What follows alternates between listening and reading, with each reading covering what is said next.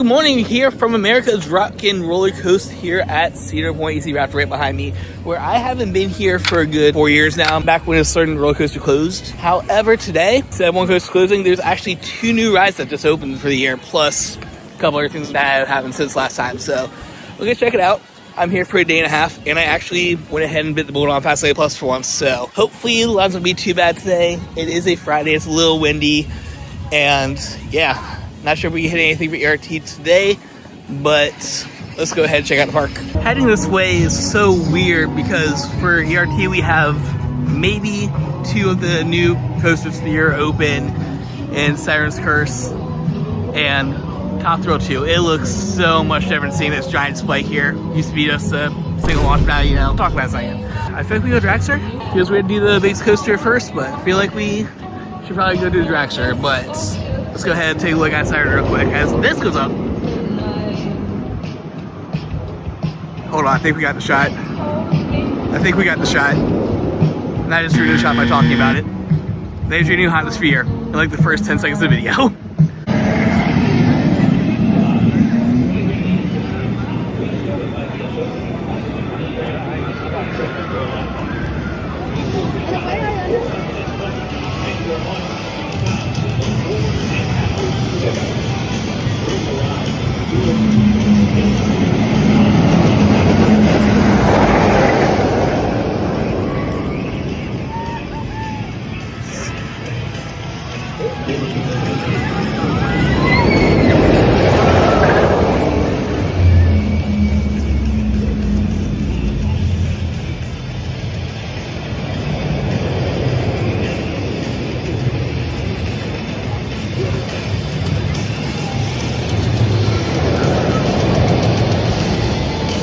Unfortunately, this and Saturn's Curse both have required lockers, so you can't ride with anything, even when it's zipper pockets. Fortunately, these small guys are free for rides, so look at that. I brought some sunscreens, my wallet, keys. Don't dox me, you can't dox me off this. Just got off Top Thrill 2 racing, as you can probably see it going in the background. I completed this first launch. And this is the tale of 2 coasters. Well, this was the world's first strata coaster designed by the good people at Intamin. It was over the last few years retrofitted by some Pearl after some things happened.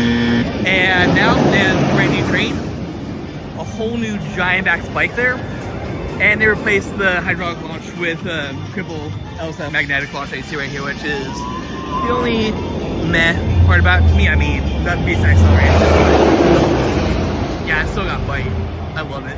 Now, a lot of people are saying this first launch is a little weak because it only really gets you up to 40 miles per hour and like partially up the width. Go up and do it. There we go. But I mean, it still has a little punch to it. You get an okay chunk up the first hill to get like little hang time. I don't know, it's like better than some of these and others. However, these other 2, it's already true, and like probably up to max speed by that point. Up the spike, there's so much hang time on there. That is one of the things on this ride is a lot of floater on basically every one of these drops. You are standing on that thing. And then this last one, completely clear the hill. You just like bounce up there a little bit, but like now you just go flying over it. Every time going up, maybe every time up top, depending where you sit. I think I sat down on like the middle of the car.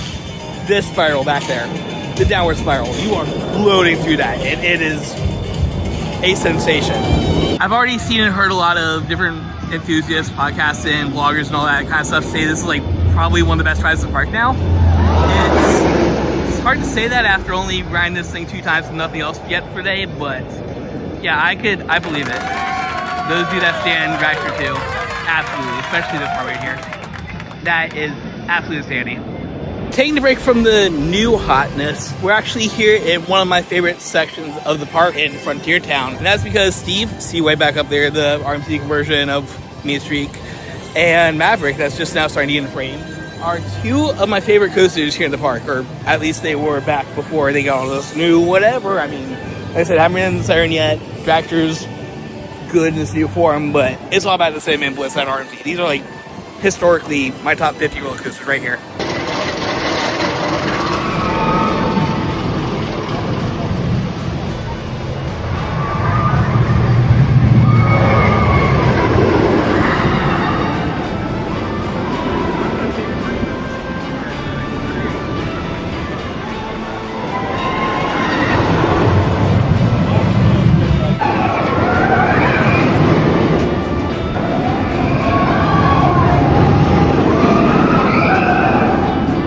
just got off back-to-back rides on Steel Vengeance here thanks to Fastlane. My god, this is already paying off. I think I might have spoiled myself earlier this year when I went on Air Force One. Make sure you check out the video wherever I put it, but this is like the most mid rides I've ever had on Vengeance. I know it warms up later in the night, and the backseat ride I got was definitely better than the row 8 or whatever, but like, it's still good.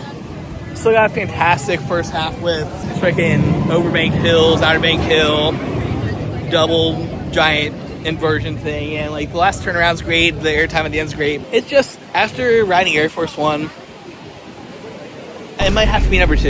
And I hate saying that about like one of my favorite coasters, but this might have to be my number 2 RMC after that happened. For the first meal of the trip, while the farmhouse here isn't new to me now because it opened during my last visit 4 years ago, this is gonna be the first time I try it out because last time the line was way too long for it to be a brand new place. So let's try it out.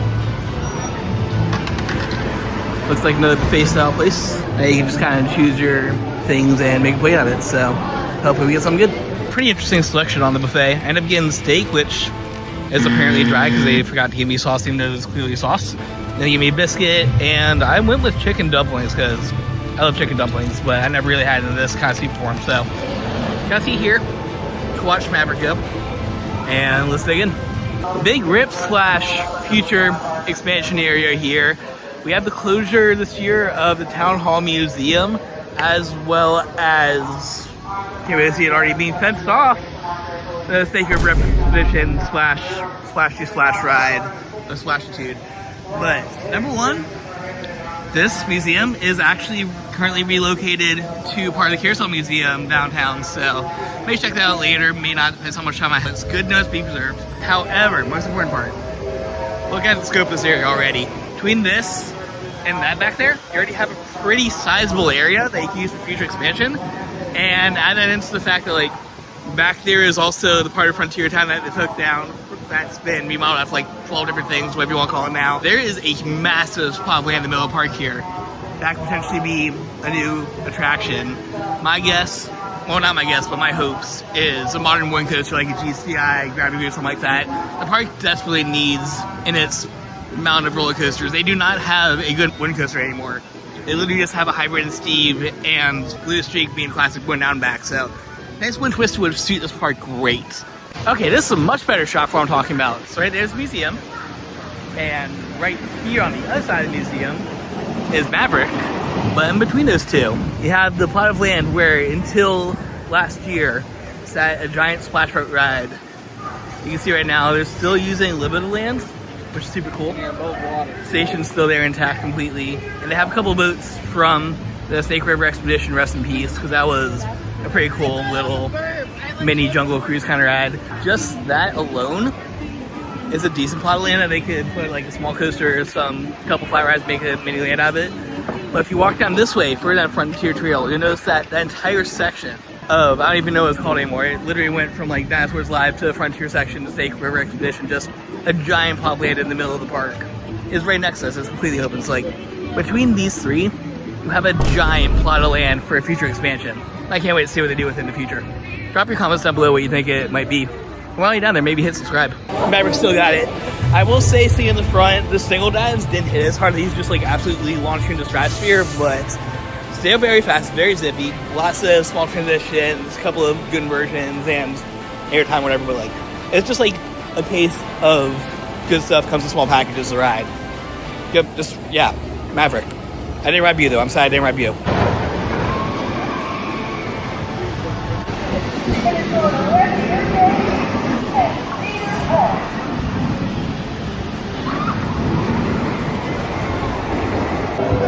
Please hold your remaining seated facing forward in upright position. Going on to the right, moving in final stop. Your hands on the pin leg, please on the right at all times. There's building arm conditioning on this ride. You got someone away. You guys are above your feet.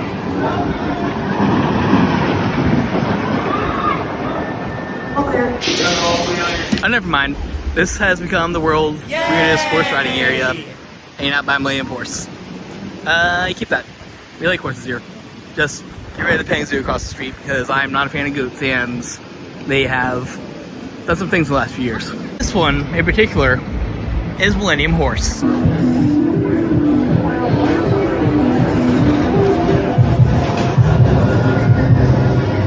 Now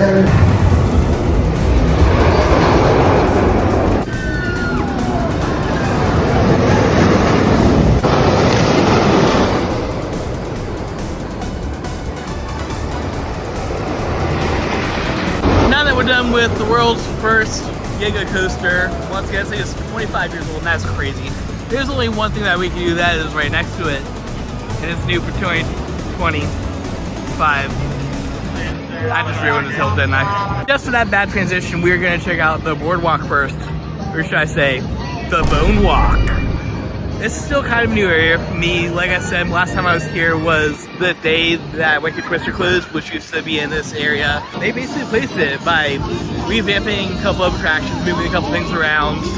Like Scrambler wasn't here before, Matterhorn was over there before, and the addition of a brand new custom set for the Wild Mouse. So that is new crap for me. I'm about to go check it out. But I did kind of hope that they were going to replace this with the Wooden Twister once again. That would have just been perfect for the park. Pour one out for the homies. Even though there's Max close to me where I live, but rest in peace to one of the more interesting eateries in the park. I just spilled some drink, but I don't care. The Calypso, I believe, was relocated here once they got Valraven over there in its old plow land, but now it makes a lot more sense to my those fairground rides. And back there, which we'll get a better shot of in a second, is the Grand Pavilion, which is kind of the big new part of the section, other than, you know, getting a new coaster in the Wild Mouse. Which, look at this sign. Look at that little guy. Okay, now look at that little guy. Much better shot. Unironically though, I think a Wild Mouse might be the best use of a fast lane for the park. But I'm not sure if it has one, so nope. Gotta wait in the normal line. How dare I?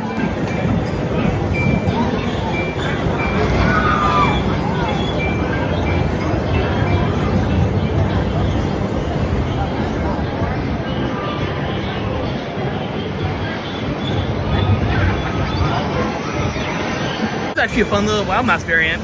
I will say though, I was one step from Cheese Car. Like, I was looking in the line, I saw a group of 4 from them, and I'm like, yes! But there's already 2 people staying in that car, so almost had first by Cheese Car. Look at the spooky Skull Mouse! Look at the spooky guys! Where are they? Dude, thinking, this is my favorite.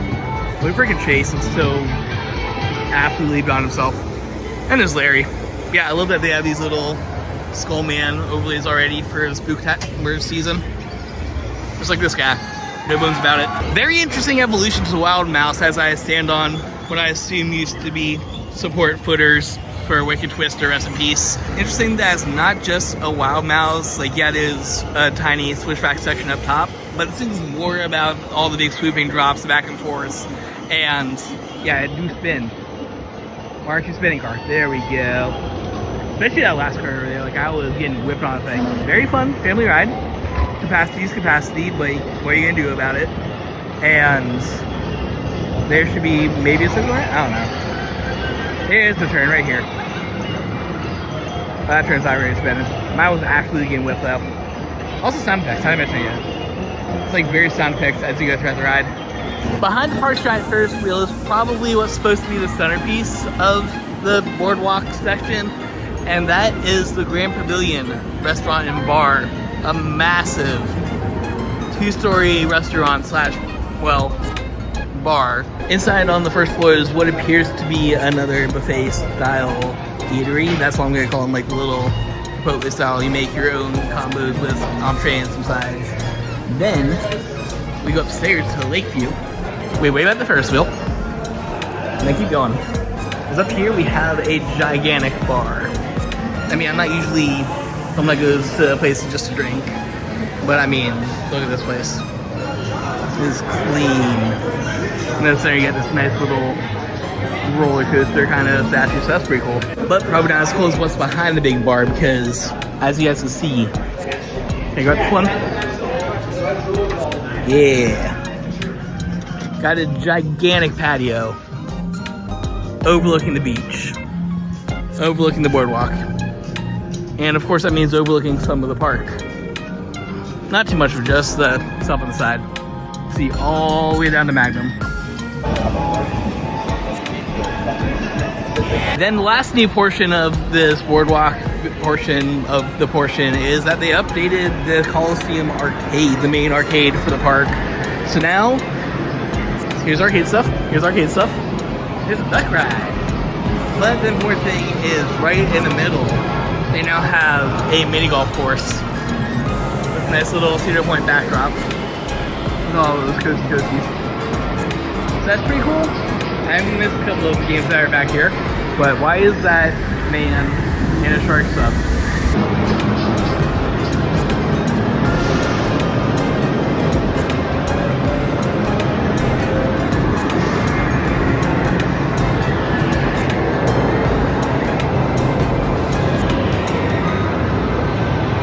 Only 9 holes?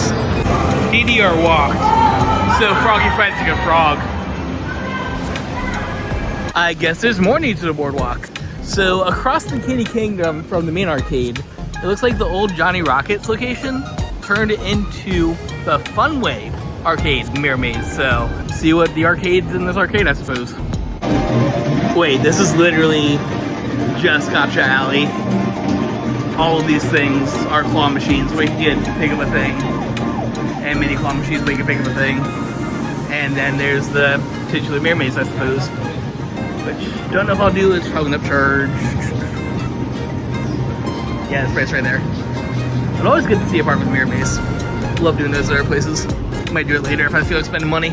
Daily reminder that what's now a debatably spooky swinging ship used to be the plot of land used on a first-gen Intamin drop ride / I guess it's a credit if you really want to count it that way. And I got to ride again this year, so yeah. Go watch that. Walking through the kids' spooky zone on the way over to Blue Streak, and we got the actual jump scare of the trip. So, screw Max. Rest in peace, Shakey's and Pete's. You already know. If you don't, it's in the same video I just talked about 2 seconds ago. Blue Streak. Still probably the best one coaster here, because the only one. Steel Benches doesn't count, it's a hybrid. So a little something I found out today as I walk away from Blue Streak, the best one coaster in the park. Apparently, Malaga and Maviar coasters cannot operate in the wind, which is not ironic at all in the fact that this park has 3 B&M coasters right in front of the park. Granted, Rigor is still up right now, but right now, Raptor, Valraven, and of course, Yule Gatekeeper way back there in the background I'm not pointing to, are currently down for the count. Of course, sandwiched between the temporarily closed dive coaster and the park's first coaster with a vertical drop, maybe second, I don't know, I feel like it's open before Twister, is the park's newest coaster that has a vertical drop or beyond, because they needed at least 3 for Picasso Vengeance. This is actual new for 2025 because Siren's Curse, which I have some mixed feelings on this being here versus other place and this being here versus maybe somewhere else in the park, but that's gonna wait till after the ride. Also, more importantly, Steampunk. You guys had me at Steampunk. I don't even care where the ride's going right now. You had me at Steampunk theming. Look at that goblin. Yeah, Steampunk. Of course, this one's a little different than the other vertical drop coasters at the park.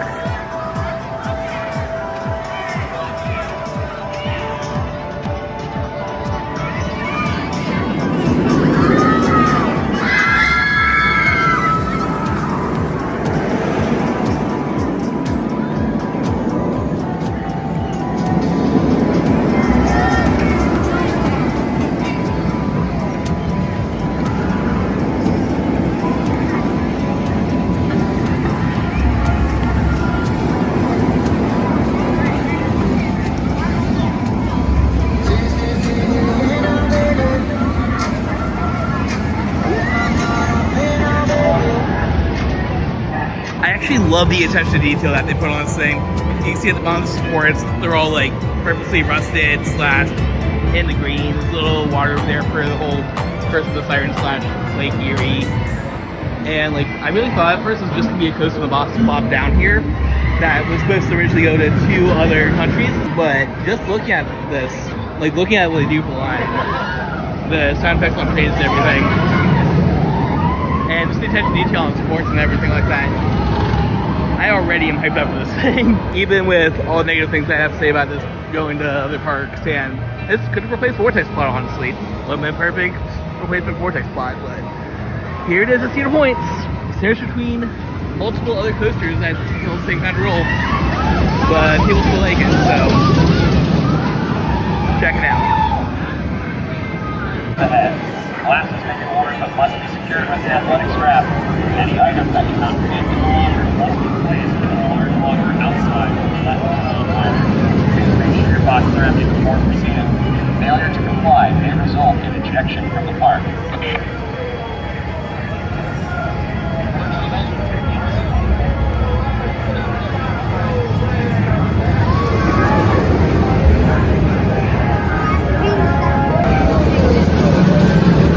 Once again, this requires pre-locker, so see you later. And with that, we once again have close to completion here at Cedar Point. This is probably my last new credit of the year, unless I have finagled myself to somewhere else for the haunt season now. Oh, what we say about this boy that I haven't said in the last 5 minutes. The OST on this thing, the soundtrack, actually insane. Going up the lift till you have like seagulls and the calls of sirens and all that, and then like on the tilt track, they're all just like, oh, your soul is mine, as you just slowly creak into place and tilt down. It's such a good anticipation moment with the ambience on it. It's so good. And the OST itself is just hard rock, whatever. As for the ride experience itself, with all the bells and whistles, like the audio on board, theming, the lights which you'll see in just a little bit as the train goes by. Obviously, the drop is the best part. There are vertical coasters that hang you there and just like drop you down. There are vertical coasters that shoot you up and down. This thing, it just like tilts you into place and you're stuck there, just shot back into your seats. Like, watch this thing go. And that is just an experience that needs to be experienced. Everything else on here, it's a nice little message twist. You got some decent airtime, got some nice versions, but let's be real, it's all about this drop. Just this as it tilts you down, and then you just chilling there for a second as you raise back into your seat by the force of gravity and everything. It is an experience to have that lead into this awesome drop. Yeah, ride itself is great. Nice with the layouts. I've heard this is a floatable model, so I'd love to see this go to other parks. Kings Island, probably not happening, it's a couple hours away, but this is what should replace Vortex. Just New Age Patrol with some shenanigans to it. Anyways, we get back in line in fast lane in a second. I just want to show off the saving here because you can always see it from the line. This little bit of lake. And over here's the cool part. Right over this bridge. It's more burblies between things once again. And I like this little part right here. Once again, look at this. Look at the efficiency. They're already rolling their train up the lift hill while that one's still on the course. That's insane efficiency. Those seagulls are saving, not the actual seagulls out all over the park.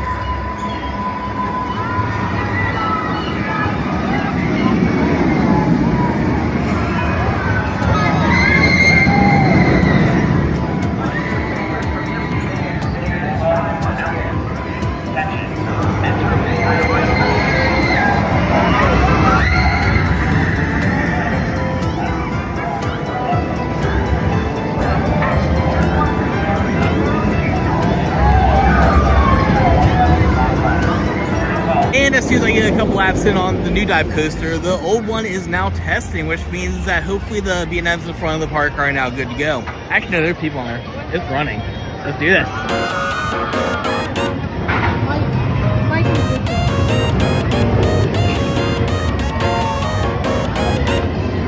Of course, if you guys are enjoying this and want to see some more Cedar Point content, make sure to check out the last time I was here, did like a 40-minute video on it and all that fun stuff. And more importantly, if you enjoy what I do here, make sure to drop me a tip on Ko-Fi. It helps fund stuff like this trip so I can afford to get things like fast lanes.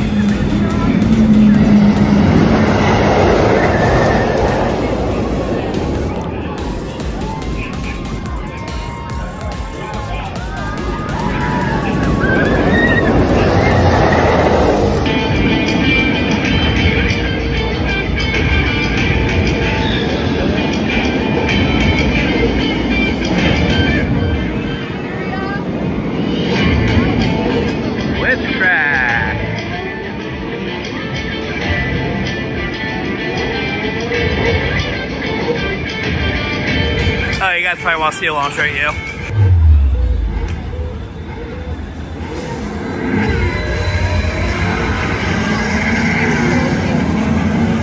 Just got off of lap number 3 on Dragster number 2.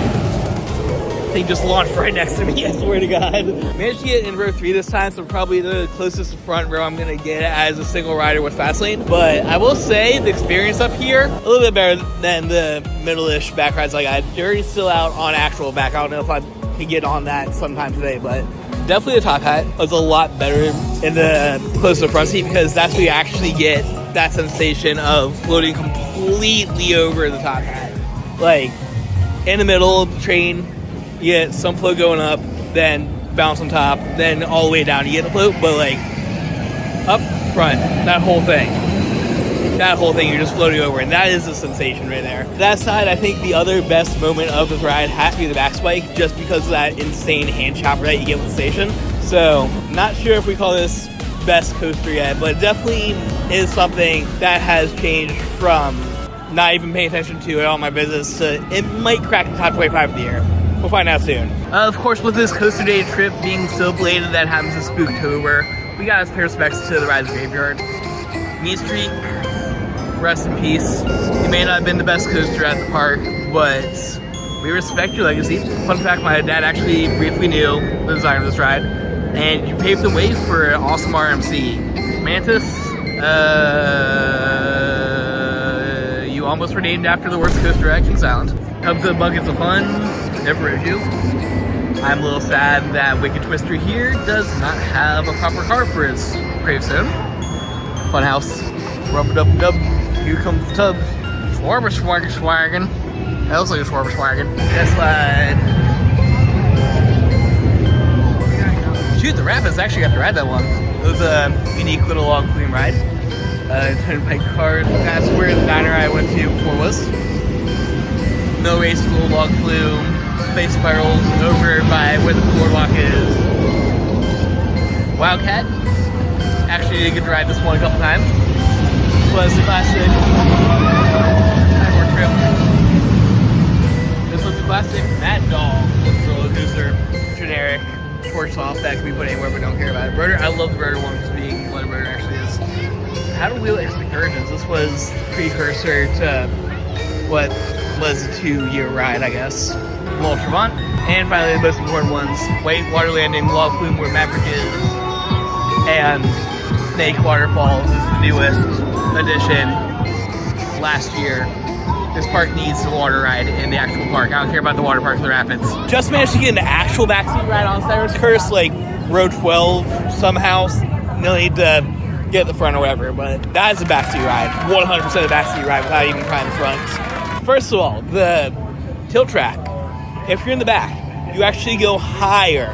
Just because the way that the track tilts up, the back part of it tilts higher than the lift or whatever, so you get a really cool sensation of just rising vertically on top of that thing. But yeah, I was just getting slammed on this back girl.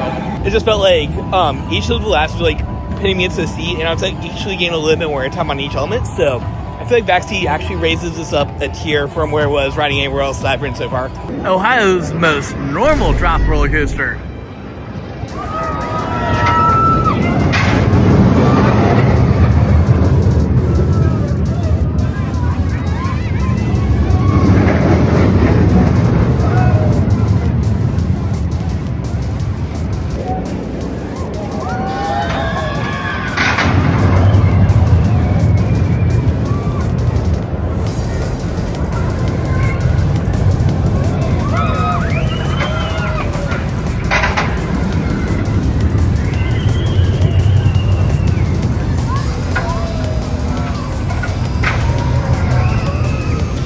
I just love the long-term plan of them putting Valraven and Siren's Curse right next to each other as two of the newest rides in this park, both being rides that feature a vertical drop as their main selling point, and both things that would basically tower over anything else at any of their other properties. But here at Cedar Point, they just kind of blend in. Like, you honestly just assume this was always here. That's literally 100 feet below the sight line of any coaster around it, so it's hard to blend in. But yeah, these Valraven, the drop coaster, and Cypress Coast, the newest coaster, they're just kind of here. Granted, Cypress Coast is amazing, but they're just kind of here at a park like Cedar Point, but they be the headliners of another park. Time for some from the park B&Ms that were close to the wind earlier.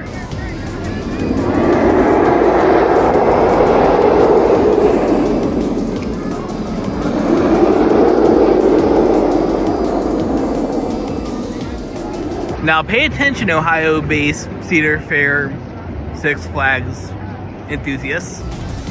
This is how you do an inverted roller coaster.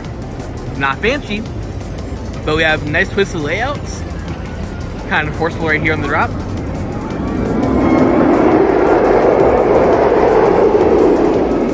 Loop-de-loops. And then instead of just non-stop inversions that are completely forced us to do nothing, this thing actually has a variety of different elements twisted in with the inversions, like these helices and hill turn kind of things, and swerves up to the brake run. It's not just inversion, they're inversion that somehow do not have any force at all. So yeah, Raptor good, Banshee not so good. Also, I was so busy hyping up Raptor over Banshee that I completely forgot that as part of their 150 years a couple years ago, they did a bunch of bricks. I'm not gonna sort through them like I did at Great Adventure, but there is a bunch of people here that have bought some bricks. If you have one, comment down below. Meal number 2 from the Boardwalk Grand, whatever it's called, you saw it earlier in the video. So I can see the sunset as these rides go, and the beach back there, I guess. Cedar Fair / Six Flags, I want you guys to take note of how just some of these places are. Just the whole buffet style food place, because you can get a lot of stuff. I have here fried fish, cheese potatoes, and they gave me dinner rolls. Like, having these kind of opportunities instead of like make your own burger or whatever like that, it's super cool, and I love eating at these kind of places. Yeah, just sit up here on the second floor patio, watching the coasters go by, and we have some good food. About to head off and do some night rides after this. Also want to note, while I was hanging out to the patio, I saw up by the bar there's actually a build your own nacho bar, so that's also on the meal plan. If you guys come here during Taco Tuesday or Mexican Monday, there you go.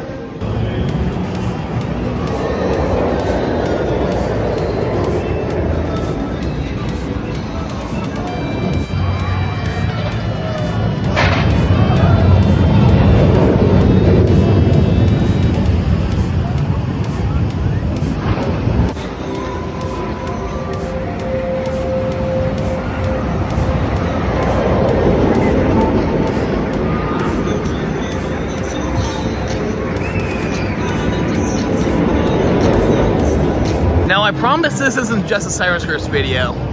However, you gotta see this thing at night. This is when these lights on the trains actually do a lot of stuff.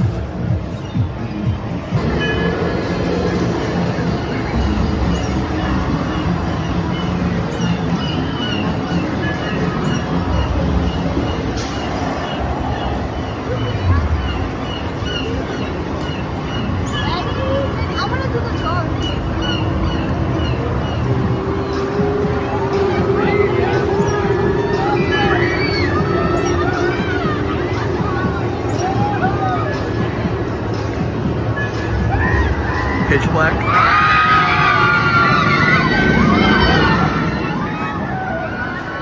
That's such a good sequence on the lift.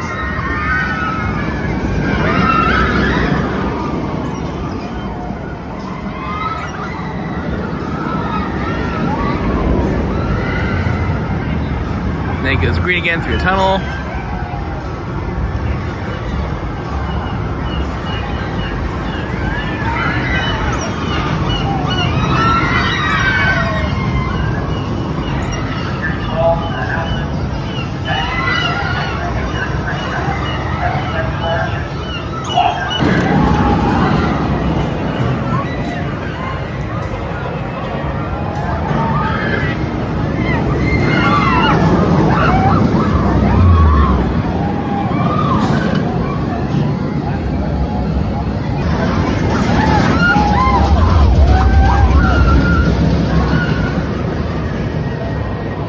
Yeah, I don't know what it is about Cypress Coast. This ride just so aesthetically pleasing, so decently forceful, and just like the vibes on this thing. The vibes on the lift ascends, on the lights changing, the soundtrack, the night ride. It's peak. Not sure if this is going to be like one of my new favorite coasters or whatever, but it definitely gets top 3 in Cedar Point. Or at least top 5. There's so much good stuff here. Sirens merch. I'm gonna have to get something before I leave. Not sure what yet, but this is definitely represents the world worthy. Unfortunately, everybody else also had the idea of the Fastlane night ride on Siren's Curse, so we will not be experiencing the rave party that is Millennium Force night ride tonight if I want to head over to Frontier Town and get one more use out of my Fastlane today. Which, once again, if you guys want to help support me on this channel, make sure to drop me a tip on ko-fi.com/RayonSkyridge. It does help me afford to do things like travel and get Fastlanes, because the more I can ride, the more content I give you guys. So, win-win situation there. We talk about how insane 20 minutes to park night ride walk on Maverick is. It's fun! Best train. I take back what I said about the stable that's not hitting earlier today. You just gotta make sure you ride this thing in the back. 100% of backseat ride. This thing feels like a bucking bronco back there.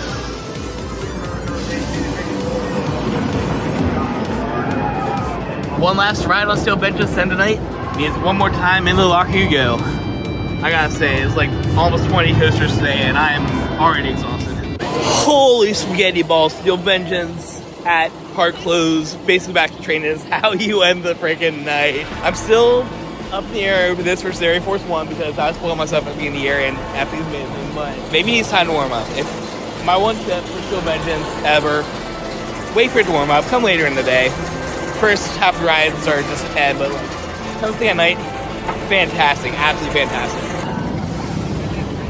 Can't even see it, so dark. Yeah, this last Friday night free park just closed. I think we got in about 19 rides today thanks to Yield Fastlane, which absolute insanity. Probably would have got some more if I didn't take a break to check into my hotel. But speaking of hotels, I gotta go there now because I am exhausted after this. Got up at 5 o'clock, open and close of the park. Like I said, 19 coasters in. That is a day. This is where I would normally sign off, say thank you for watching, like, comment, subscribe, all that fun stuff. But hotel means that we're coming back for day 2 tomorrow, so instant transition here. Welcome to day 2, and this is the exact reason that I do Fastlane Friday. This is the ERT right now. We're like an hour before the park even opens, and there's already lines back out to like the parking lot to even get into this place.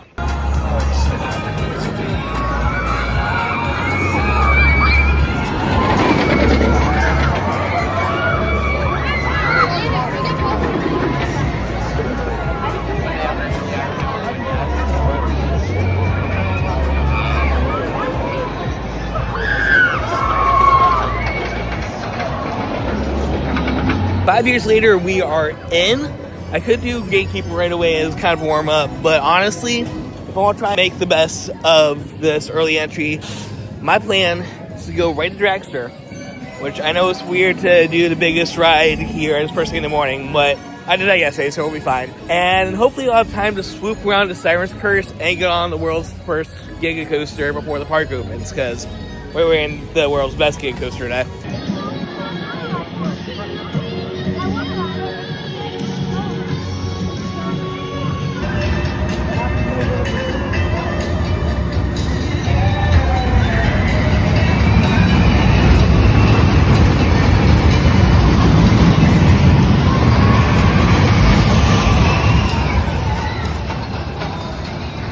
Just got my probably gonna be my final ride on Dragster for the trip.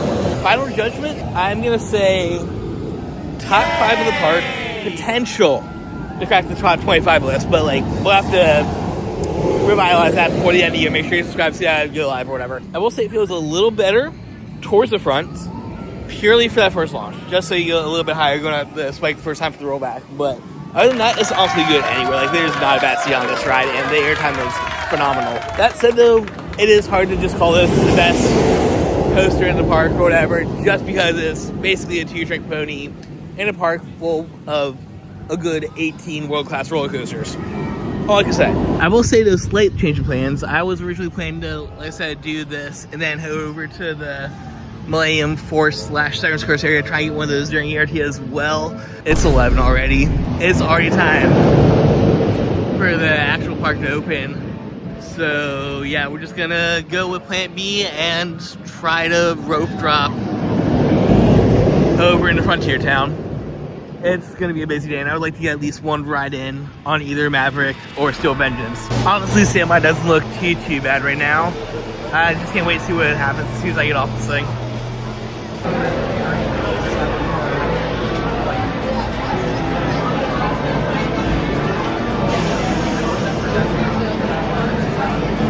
About 20 minutes later, Lion's already on the bridge down to the lower section, so yeah, that's what I did the first thing in the morning.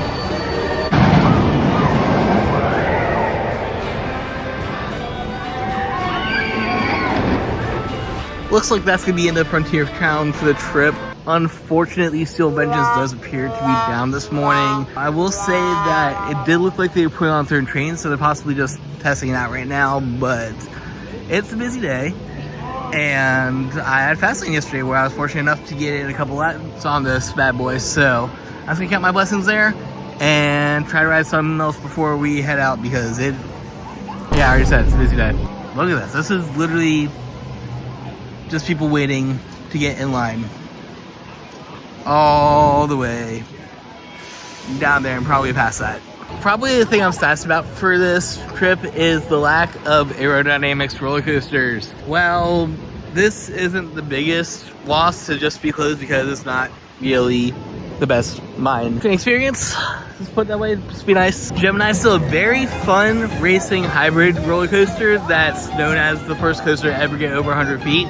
Probably the biggest blow though is that Magnum XL 200 has been down since yesterday, with the train parked right there on one of the final brake roads after the tunnel. This is not only famously the world's first coaster to ever hit 200, to be called a hyper coaster, and what consequently started the coaster wars of the 90s and 2000s, but it also is the first thing that I ever rode here at Cedar Point way back in the day. Since my original trip, I came through this back entrance here, and until recently when they made it resort only, I would make a point to always come in this back exit just so I could get on this thing first.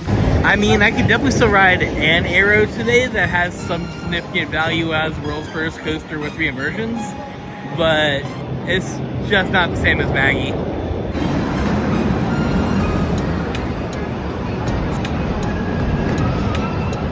Cross.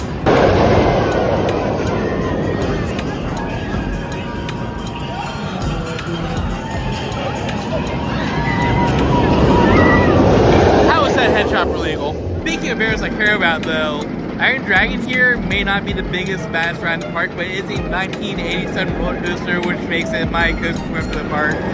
And more importantly, shares the model with something that's still called Vortex Eye, that's something that's going to go to. The ride itself is a decent length suspended roller coaster that has 2 halves. The first one here, hiding in the woods that you can't really see. And then after that, you go out over the lake for a nice little finale. All the while being surrounded by a couple of different roller coasters, so even if it's not the most intense thing, oh no, it's a family coaster, I don't care. It's still a fun little ride. Definitely make sure you check this thing out once you get here.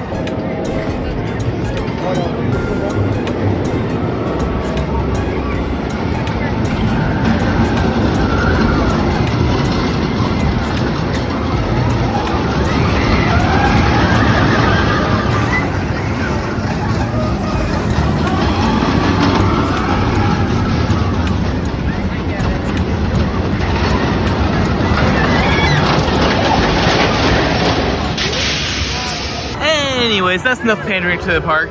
I think I earned myself another lap on Siren's Curse. Of course, today I can't cheat, so we actually have to get in the standby line for this lane instead of fast lane.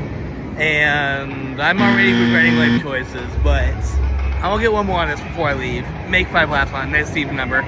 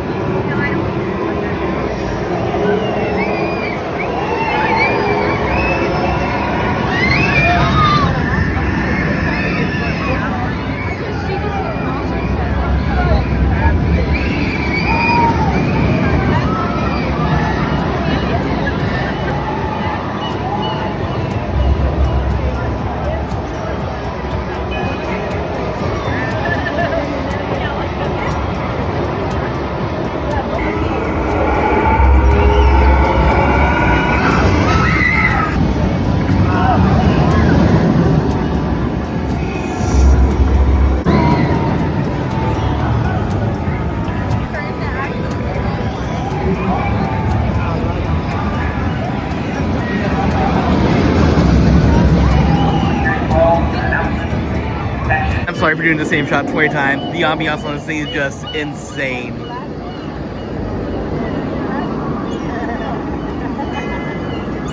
make fun of your mom. Okay, I'm glad I did.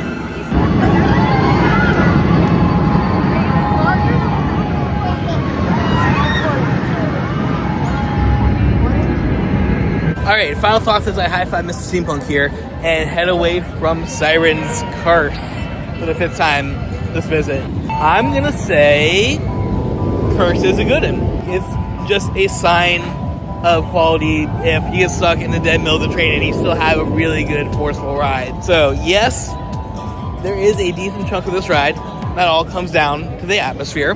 Like the theming and expected detail is great. On ride audio and just the atmosphere in the area is fantastic, and that 100% does make the ride.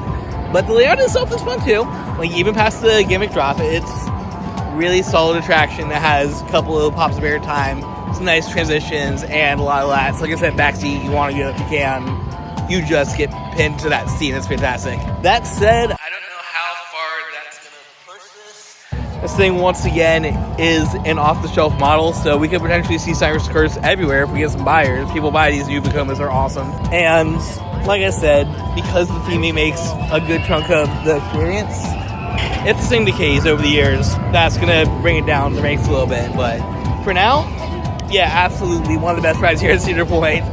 And it can maybe, I don't want to just put an off-the-shelf model on my top 25 list, but like, it's easily one of my favorite rides here now. That's all I'm going to say about it. Besides $10 you get one. Seriously, this thing, glad it wasn't in Energylandia, because that is the Cedar Point of Europe. It could have been nice over in Mexico, because Six Flags over Mexico needed this attraction like it. But here in Cedar Point, it's good, but there's so much good that it just feels like another thing here, where any of the mid to lower tier Six Flags parks, this could be their headliner. That's all. So that's going to do it for this visit. Like I said, it's a very busy Saturday today, and having a decent amount of rides closed down doesn't really help with that too much, but still fantastic park. Like I said, if you want to see any other footage, I've done a billion other Cedar Point videos. They'll be up there. If you guys enjoy this kind of content, make sure to drop me a tip on ko-fi.com/Skyridge. Helps me afford to travel to places like this, and especially for things like the Fastlane that I got yesterday. Because, you know, I ride more. You guys get to see me do more stuff. Until next time, thank you all for watching, and always, embrace the infinite.